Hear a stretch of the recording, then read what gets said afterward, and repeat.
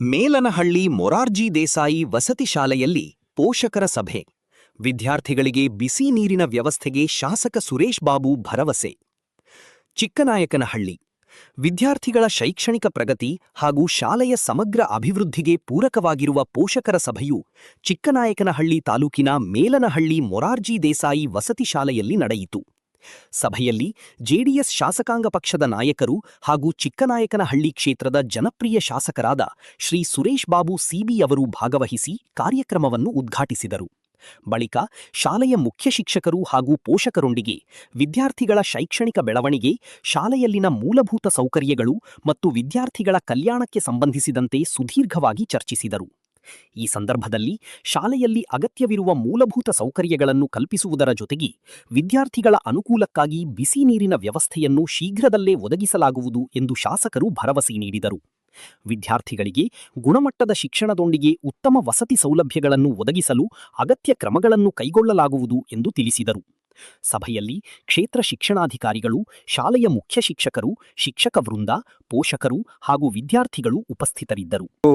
ಎಲ್ಲ ಗೌರವಾನ್ವಿತ ಸಹ ಶಿಕ್ಷಕರೇ, ಸಿಬ್ಬಂದಿ ವರ್ಗದವರೇ, ಮಾಧ್ಯಮದ ಸ್ನೇಹಿತರೆ, ಇವತ್ತು ನಮಗೆ ಇಲ್ಲಿ ಈ ಒಂದು ವಾತಾವರಣ, ಈ ಒಂದು ಶಾಲೆ ಬಗ್ಗೆ ಅಪಾರವಾದಂಥ ಗೌರವ ಮತ್ತು ವಿಶ್ವಾಸನೂ ಕೂಡ ಇದೆ. ಇಲ್ಲಿಂದ ಹೋದಂಥವರು ಒಳ್ಳೊಳ್ಳೆ ಶಾಲೆಗೆ ಸೇರ್ತಾ ಇರ್ತಕ್ಕಂಥದ್ದು, ಅವರ ಒಂದು PUC ಹಂತಕ್ಕೆ ಒಳ್ಳೊಳ್ಳೆ ಶಾಲೆಗೆ, ಅದನ್ನು ಕೂಡ ಜವಾಬ್ದಾರಿ ನಮ್ಮ ಸತೀಶ್ ಅವರೇ ತೊಗೊಳ್ತಕ್ಕಂಥದ್ದನ್ನ ನಾವು ನೋಡಿದಾಗ, ಯಾವ ಮಗುನ ಎಲ್ಲಿ ಓದಿಸಿದ್ರೆ ನಾವು ಆ ಮಗು ಕೈಲಿ ಇನ್ನೂ ಚೆನ್ನಾಗಿ ಶೈಕ್ಷಣಿಕವಾಗಿ ಮಗು ಕಲಿಬೋದು ಅಂತಕ್ಕಂಥದ್ದು ಅವರು ಆಲೋಚನೆ ಮಾಡ್ತಾರೆ. ಇಷ್ಟೇ ನಮ್ಮ ಕೆಲಸ ಮುಗಿಲಿಲ್ಲ, ಮುಂದೆ ಆ ಮಗುವಿನ ಶೈಕ್ಷಣಿಕ ಬದುಕು ಇನ್ನೂ ಅಚ್ಚುಕಟ್ಟಾಗಿ ಹೋಗಬೇಕು. ನಾವು 10ನೇ ಕ್ಲಾಸ್ವರೆಗೂ ಅಷ್ಟೇ ತಯಾರು ಮಾಡಿದ್ದೇವೆ, ನಂತರ ನಮ್ಮ ಕೆಲಸ ಮುಗೀತು ಅಂತ ಅವ್ರ ಕೈ ಚೆಲ್ಲಿ ಕೂತ್ಕೊಳ್ಳಲ್ಲ. ಅವರು ಆ ಮಗುನ ಎಲ್ಲಿ ಸೇರಿಸ್ಬೇಕು ಎಲ್ಲದನ್ನು ಕೂಡ ಆಲೋಚನೆ ಮಾಡ್ತಾರೆ. ಆ ನಿಟ್ಟಿನಲ್ಲಿ ಇವತ್ತು ರಾಜ್ಯಕ್ಕೆ 3ನೇ ಸ್ಥಾನಕ್ಕೆ ಬಂದಿರತಕ್ಕಂಥದ್ದು. ಕಳೆದ ವರ್ಷ SLC ಫಲಿತಾಂಶದಲ್ಲಿ 625ಕ್ಕೆ 622 ಅಂಕವನ್ನು ಪಡೆದಂಥ ಮಗು. ಆ ಮಗು ನಾವು ಹೋದಾಗ, ನಾವೆಲ್ಲ ಹೋಗ್ಬೇಕಾದ್ರೆ ಅವ್ನು ಕುರಿ ಕಾಯಕ್ಕೆ ಹೋಗಿದ್ದವನು. ಅವ್ನ ಮನೆಗೆ ಹೋಗಿ ನಾವು ಸನ್ಮಾನಕ್ಕೆ ಹೋಗೋದಕ್ಕಿಂತ ಮುಂಚೆ ಅವ್ನು ಕರ್ಕೊಂಬಂದು ಸನ್ಮಾನ ಮಾಡಿದಂಥದ್ದು. ವೃತ್ತಿ ಏನೇ ಇರ್ಬೋದು, ವೃತ್ತಿ ನಮ್ಮ ವೃತ್ತಿ ಅನುಗುಣ ಬೇರೆ ಇರ್ತದೆ. ಆದರೆ ಶಿಕ್ಷಣ ಯಾರ ಸೊತ್ತು ಅಲ್ಲ, ಸಾಧಕರ ಸೊತ್ತು. ಅದು ಮಕ್ಕಳು ಯಾವ ಥರ ಅಭ್ಯಾಸ ಮಾಡ್ತಾರೆ, ಗುರುಗಳು ಯಾವ ಥರ ಅವ್ರಿಗೆ ಶಿಸ್ತನ್ನು ಕಲಿಸಿ ಶಿಸ್ತಿನ ಜೊತೆಯಲ್ಲಿ ಶಿಕ್ಷಣಕ್ಕೂ ಕೂಡ ಹೆಚ್ಚಿನ ಮಹತ್ವವನ್ನು ಕೊಡ್ತಾರೆ, ಅದು ಇವತ್ತು ಆ ಮಗುವಿನ ಒಂದು ಸಂಸ್ಕೃತಿ ಸಂಸ್ಕಾರವನ್ನು ಹೇಳ್ಕೊಡ್ತದೆ. ಆ ನಿಟ್ಟಿನಲ್ಲಿ ನೀವೆಲ್ಲ ಪೋಷಕರು ಕೂಡ ಅಷ್ಟೇ, ನೀವೆಲ್ಲ ತುಂಬ ಜವಾಬ್ದಾರಿಯುತವಾಗಿ ಮಕ್ಕಳನ್ನು ಇಲ್ಲಿ ಸೇರಿಸಿರೋದು ಅಷ್ಟೇ ನಮ್ಮ ಕರ್ತವ್ಯ ಅಲ್ಲ. ಆ ಮಗು ಹೇಗೆ ಓದ್ತಾ ಇದೆ, ಅದಕ್ಕೆ ಏನೇನು ಬೇಕು ಎಲ್ಲ ರೀತಿಯ, ಇವತ್ತು ಪ್ರಾಂಶುಪಾಲರು ಹೇಳೋವಂಥ ಸಂದರ್ಭದಲ್ಲಿ ಹೇಳಿದ್ರು, ನಾವು ಜೊತೆಗೆ ವಿದ್ಯೆ ಒಂದೇ ಅಲ್ಲ, ಆಹಾರ ಯಾವುದೋ ಕೊಟ್ಟರೆ, ಯಾವುದೋ ತಿಂದು ಯಾವುದೋ ಒಂದು ಹೊಟ್ಟೆ ತುಂಬಿಸ್ಕೊಂಡ್ರೆ ಸಾಲದು ಅಂತಕ್ಕಂಥದ್ದು ಕೂಡ ಅವ್ರು ಹೇಳಿದ್ರು. ಅವ್ರು ಹೇಳೋವಂಥ ಸಂದರ್ಭದಲ್ಲಿ ಅದಕ್ಕೆ ಪೌಷ್ಟಿಕ ಆಹಾರಗಳೇನು ಕೊಡಬೇಕು ಇದೆಲ್ಲದನ್ನು ಕೂಡ ಇಲ್ಲಿಗೆ ಇದನ್ನು ನಮ್ಮ ಇದರಲ್ಲಿ ಮಿಲೆಟ್ಸ್ ಎಲ್ಲ ಕೊಡ್ತಾ ಇಲ್ವ ಸರ್? ಇಲ್ಲಿ ಅಲ್ಲ, ಇದರಲ್ಲಿ ಸೆಪ್ಮೀಸಲ್ಲಿ ಇಲ್ಲ, ಅದೊಂದು ಆ್ಯಡ್ ಮಾಡೋಕ್ಕೆ ಮಾಡ್ತೀವಿ ಸರ್ ಈ ಸಲ. ಈಗ ತಾಲೂಕಲ್ಲಿ ಎಲ್ಲ ಶಾಲೆಗಳಿಗೂ ಕೂಡ ಮೊಳಕೆ ಕಾಳು ಇದೆಲ್ಲ ಕೊಡಲಿಕ್ಕೆ ಈಗಾಗಲೇ ಪ್ರಾರಂಭ ಆಗಿದೆ ಕಳೆದ ವರ್ಷದಿಂದ. ಇಲ್ಲೂ ಈ ಒಂದು ಮೊರಾರ್ಜಿ ಶಾಲೆಗಳಿಗೂ ಕೂಡ ಅದನ್ನು ವಿಸ್ತರಿಸೋವಂಥ ಕೆಲಸ ಖಂಡಿತ ಈ ವರ್ಷದಿಂದ ಮಾಡೋವಂಥ ಕೆಲಸ ಮಾಡ್ತೀವಿ. ಯಾಕೆಂದರೆ ಎಲ್ಲದೂ ಬೇಕು, ಮಕ್ಕಳಲ್ಲಿ ಆರೋಗ್ಯವಂತವಾಗಿ ಅವ್ರ ಬೆಳಿಬೇಕಾಗ್ತದೆ. ಅವ್ರಿಗೆ ಕ್ರೀಡೆ, ಸಾಂಸ್ಕೃತಿಕ ಮತ್ತು ಆರೋಗ್ಯ ಮತ್ತು ಶಿಕ್ಷಣ ಈ 4 ಕೂಡ ಜೊತೆಯಲ್ಲೇ ಹೋಗಬೇಕು. ಒಂದಾದ್ಮೇಲೆ ಒಂದು ಕೊಡ್ತೀವಿ ಅಂತಂದರೆ ಅದು ಯಶಸ್ವಿನ ಬದುಕಾಗಲ್ಲ. ಆ ರೀತಿಯಲ್ಲಿ ಜೊತೆಯಲ್ಲಿ ನಾವು ತಿನ್ನೋಂಥ ಆಹಾರ ಯಾವ ರೀತಿ ಇರಬೇಕು, ಯಾವುದು ಕೂಡ ಜಂಕ್ ಫುಡ್ ಅಂತ ಏನು ಹೇಳ್ತೀವಿ, ಎಣ್ಣೆ ಪದಾರ್ಥಗಳಾಗಿರ್ಬೋದು, ಇದೆಲ್ಲ ಜಾಸ್ತಿ ಕೊಟ್ಟರೆ ಏನಾಗುತ್ತೆ, ಒಬೆಸಿಟಿ ಎಲ್ಲ ಈಗಲಿಂದನೇ ಆರೋಗ್ಯ ಕೆಡಲಿಕ್ಕೆ ಪ್ರಾರಂಭ ಆಗ್ತದೆ. ಈಗ ನಾವು ತಿಂತಾ ಇರೋ ಆಹಾರದಲ್ಲೇ ಎಲ್ಲ ಕಲ್ಮಶ ಇರ್ತಕ್ಕಂಥದ್ದು ನಾವು ನೋಡ್ತೀವಿ. ಒಂದೊಂದು ತುತ್ತು ಅನ್ನದಲ್ಲೂ ವಿಷನೇ ನಾವು ಸೇವಿಸ್ತಾ ಇರೋದು, ಅದರಲ್ಲೇನು ಸಂಶಯ ಇಲ್ಲ. ಯಾಕೆಂದರೆ ಎಲ್ಲ ಪೆಸ್ಟಿಸೈಡ್ಸು ಎಲ್ಲ ಕೂಡ ಏನಾದ್ರು ಕೆಮಿಕಲ್ ಹೊಡೆದೇ ಅವೆಲ್ಲದನ್ನು ಕೂಡ ಬೆಳೀತಾ ಇರ್ತಕ್ಕಂಥದ್ದು. ಹಳಸಿನಣ್ಣು ಒಂದು ಬಿಟ್ಟರೆ ಇನ್ನೆಲ್ಲದು ಏನು ಕಲ್ಲಂಗಡಿ ಹಣ್ಣು ಅಂತ, ಅದು ಕೆಂಪಗಾಗಬೇಕು ಅಂದರೆ ಅದಕ್ಕೂ ಇಂಜೆಕ್ಷನ್ ಹೊಡಿತಾರೆ. ಒಂದು ಬಾಳೆಹಣ್ಣು ತಿನ್ನಬೇಕು ಅಂದ್ರೆ ಅದಕ್ಕೂ ಏನಾದರೂ ಕೂಡ ಒಂದು ಕಾರ್ಬೆಟ್ ಏನಾದ್ರು ಇಟ್ಟಿರ್ತಾರೆ.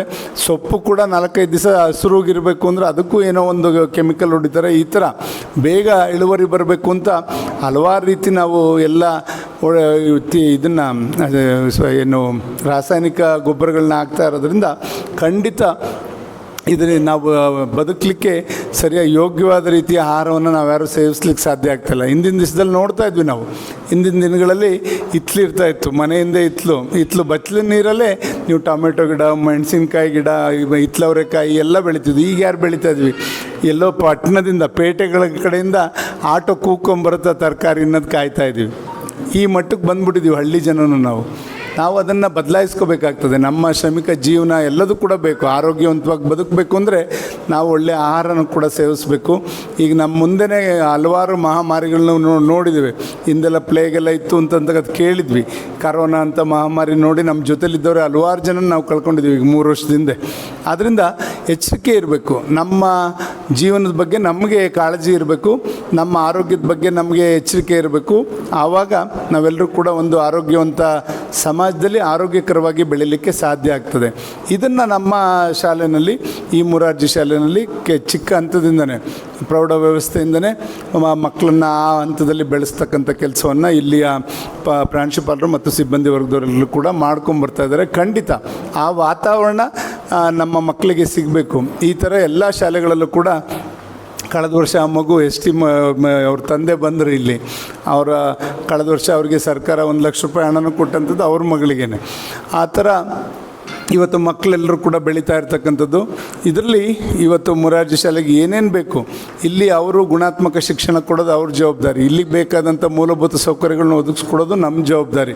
ಆ ನಿಟ್ಟಿನಲ್ಲಿ ಅವ್ರು ಹೇಳ್ದಂಥದ್ದೆಲ್ಲ ಮಾಡೋದನ್ನು ಖಂಡಿತ ನಾವು ಪಾಲಿಸಿ ಮಾಡ್ತಕ್ಕಂಥದ್ದಕ್ಕೆ ಹೆಚ್ಚಿನ ಜವಾಬ್ದಾರಿಯಿಂದ ನಾವು ಅದನ್ನು ಕರ್ತವ್ಯವನ್ನು ನಿರ್ವಹಿಸಲಿಕ್ಕೆ ಪ್ರಯತ್ನವನ್ನು ಮಾಡ್ತೇವೆ. ಈಗೇನು ಸೋಲಾರ್ ನೀರು ಬೇಕು ಅಂತಕ್ಕಂಥದ್ದು ಒಂದಿದೆ. ನಾನು ಮೊನ್ನೆ ಅದನ್ನು ಕರೆಸಿದ್ದೀನಿ ಸರ್. ಅದನ್ನು ಈ ಸಲ ನನ್ನ ಅನುದಾನದಲ್ಲೇ ಬೇರೆ ಥರ ಎಲ್ಲ ಮೊರಾರ್ಜಿ ಶಾಲೆಗಳಿಗೂ ಕೂಡ ಕೊಡಲಿಕ್ಕೆ ಈಗ ಒಂದು ಪ್ಲ್ಯಾನ್ ಮಾಡಿದ್ದೇವೆ. ಒಂದೇ ಸಲ ಬಿಸಿಲಿರಲಿ, ಮಳೆ ಇರಲಿ ಮತ್ತು ಚಳಿಗಾಲ ಇರಲಿ, ಯಾವ ಸಂದರ್ಭದಲ್ಲಾದರೂ ಕೂಡ 30 ಬಾತ್ರೂಮಲ್ಲೂ ಅಟ್ ಎ ಟೈಮ್ ಬಿಸಿನೀರು ಬರೋ ಅಂಥ ರೀತಿಯಲ್ಲಿ ಒಂದು ವೈಜ್ಞಾನಿಕವಾಗಿ ಒಂದು ಸೋಲಾರ್ನ ಪ್ರಾರಂಭ ಮಾಡಿದ್ದಾರೆ. ನಾನು ಅದು ನನ್ನ ಮನೆಗೆ ಹಾಕ್ಸಿ ಅದನ್ನು ಶಾಂಪಲ್ಲು ಕೂಡ ನೋಡಿದ್ದೇನೆ ಈಗ. ಆದ್ದರಿಂದ ಅಂಥದನ್ನು ಎಲ್ಲ ನಮ್ಮ ಮೊರಾರ್ಜಿ ಶಾಲೆಗಳಿಗೂ ಕೂಡ ಹಾಸ್ಟೆಲ್ಗಳು ಮತ್ತು ಹಾಸ್ಪಿಟ್ಲಿಗೆ ಹಾಕ್ಸೋಂಥ ಕೆಲಸ ನಮ್ಮ ತಾಲೂಕಲ್ಲಿ ಈಗ ಮಾಡಲಿಕ್ಕೆ ಈ ಸಲ ಇದನ್ನು ಪ್ಲ್ಯಾನ್ ಮಾಡಿದ್ದೀನಿ.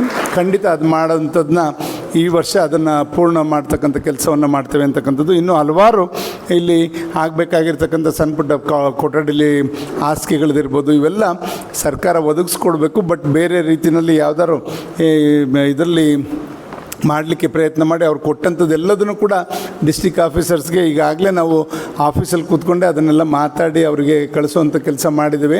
ಅದ್ರ ಬಗ್ಗೆ ಗಮನ ಹರಿಸಿ ಏನೇನು ಅಹವಾಲುಗಳಿದೆ ಈ ಶಾಲೆಯ ಒಂದು ವಾತಾವರಣಕ್ಕೆ ಬೇಕಾದಂಥದ್ದು ಅದೆಲ್ಲದನ್ನು ಕೂಡ ಒದಗಿಸ್ಕೊಡೋವಂಥದ್ದು ನನ್ನ ಜವಾಬ್ದಾರಿ ಅಂತಕ್ಕಂಥದ್ದನ್ನು ಕೂಡ ಈ ಸಂದರ್ಭದಲ್ಲಿ ಹೇಳ್ತಾ, ಕಳೆದ 5 ವರ್ಷಗಳಿಂದ ಇದು 13 ವರ್ಷ ಆಯಿತು, 13-14 ವರ್ಷ ಆಯಿತು ಈ ಶಾಲೆ ಪ್ರಾರಂಭ ಆಗಿ.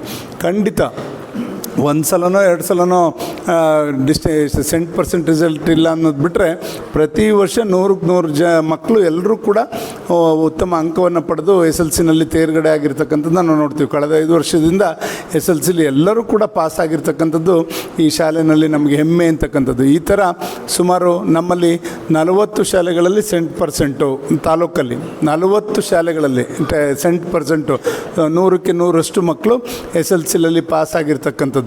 ಆ ಥರ ಒಂದು ಗುಣಾತ್ಮಕ ಶಿಕ್ಷಣವನ್ನು ನಾವು ನಮ್ಮ ತಾಲೂಕಿನಲ್ಲಿ ಕೊಡಲಿಕ್ಕೆ ಜಿಲ್ಲೆನಲ್ಲೇ ನಮ್ಮಲ್ಲಿ ಇವತ್ತು ಸರ್ಕಾರಿ ಶಾಲೆಯಲ್ಲಿ ಪ್ರಥಮ ಸ್ಥಾನ ರಿಸಲ್ಟಲ್ಲಿ ನಮ್ಮ ತಾಲೂಕು ಇರ್ತಕ್ಕಂಥದ್ದು.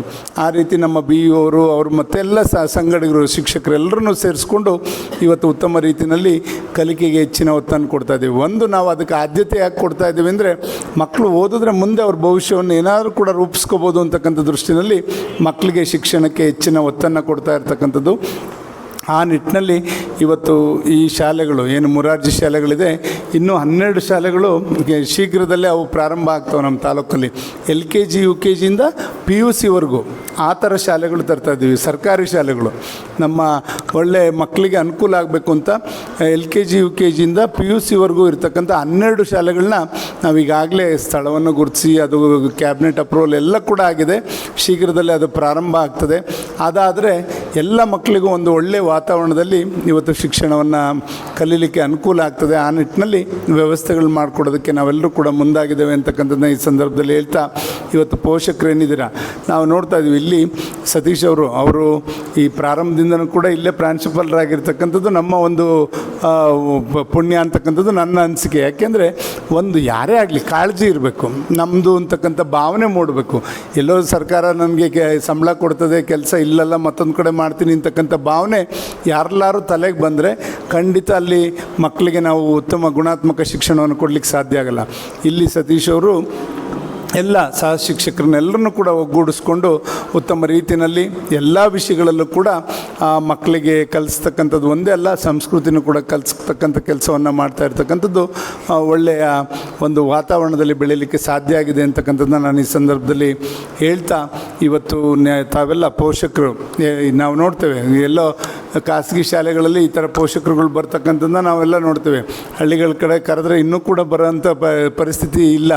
ಅದನ್ನು ಬಿ ಅವರು ಅದಕ್ಕೆ 3 ತಿಂಗಳಿಗೆ ಒಂದ್ಸಲಿ ಪೋಷಕರು ಸಭೆಗಳನ್ನ ಮಾಡಿ ಅದೇನಿದೆ ಮಗು ಯಾವ ವಾತಾವರಣದಲ್ಲಿ ಬೆಳೀತಾ ಇದೆ ಅಂತಕ್ಕಂಥದ್ದು ನಾವು ಪೋಷಕರು ಅದನ್ನು ಗಮನಿಸ್ತಾ ಇದ್ದರೆ ಅಲ್ಲೇನು ನ್ಯೂನತೆಗಳಿದೆ ಅದನ್ನು ಸರಿಪಡಿಸ್ಲಿಕ್ಕೆ ಸಾಧ್ಯ ಆಗ್ತದೆ.